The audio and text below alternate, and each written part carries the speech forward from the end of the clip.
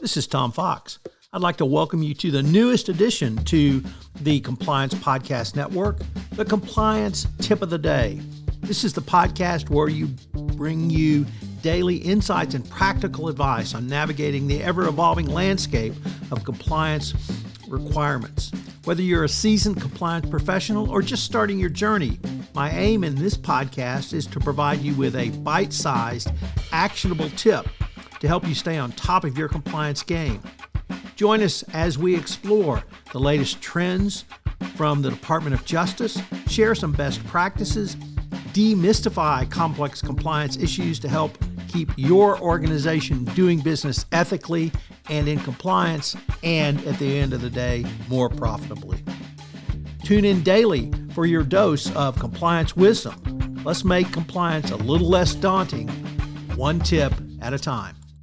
Now a word from the sponsor of the Compliance Podcast Network, Ethico. In compliance, the value of anonymous reporting is undeniable. But with Ethico, anonymity doesn't mean a loss of connection. Our blinded, two-way communication fosters an environment of trust and confidentiality, encouraging open and honest dialogue.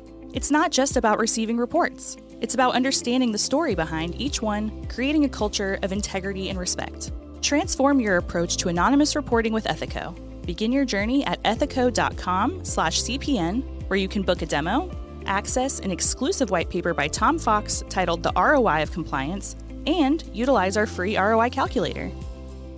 In today's Compliance Tip of the Day, I want to take up the three components of reporting, internal reporting, and investigation procedure. The first is that you have a true culture of speak up. Your organization must have an effective and efficient means of allowing employees to raise their hands and speak up. This can come through an anonymous hotline, by going into their supervisor's office to report something, going to the compliance function, or literally even raising the issue directly up to the board of directors. The point is that every company must be ready, willing, and able to hear and act on internal reports of wrongdoing. Number 2, triage.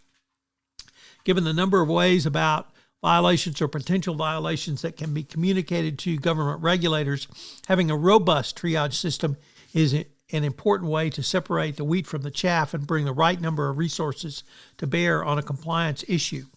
One important area is making an initial determination of whether to bring in outside counsel to head up an investigation and the resources you may want or need to commit to the problem. You will literally need to kick the tires of any allegations or information so you can know the circumstances in front of you before you make this decision. You can achieve this through a robust triage process. Finally, internal investigations. You can make a decision on whether or not to investigate through consultation with other groups, such as the Compliance Committee of the Board of Directors or the Legal Department. The head of the business unit in which the claim arose may also be notified that an allegation has been made, and the Compliance Department will be handling the matter on a go-forward basis. Using a detailed written procedure, you can work to ensure there is complete transparency on the rights and obligations of all parties once an allegation is made. This allows compliance to not only have the flexibility, but also the responsibility to deal with any such matter of compliance violations, ethical misconduct, violations of internal procedures, and the like.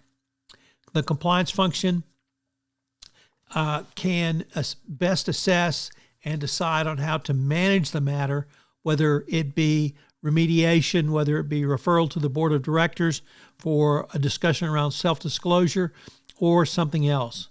It's important to have all three of these components as a part of your compliance program going forward. As you know, this month's sponsor of the Compliance Podcast Network, including this podcast, is Ethico.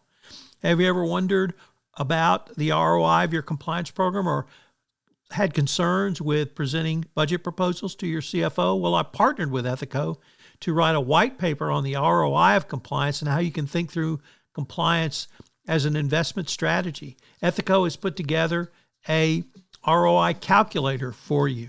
Check them out on the website. This is Tom Fox again.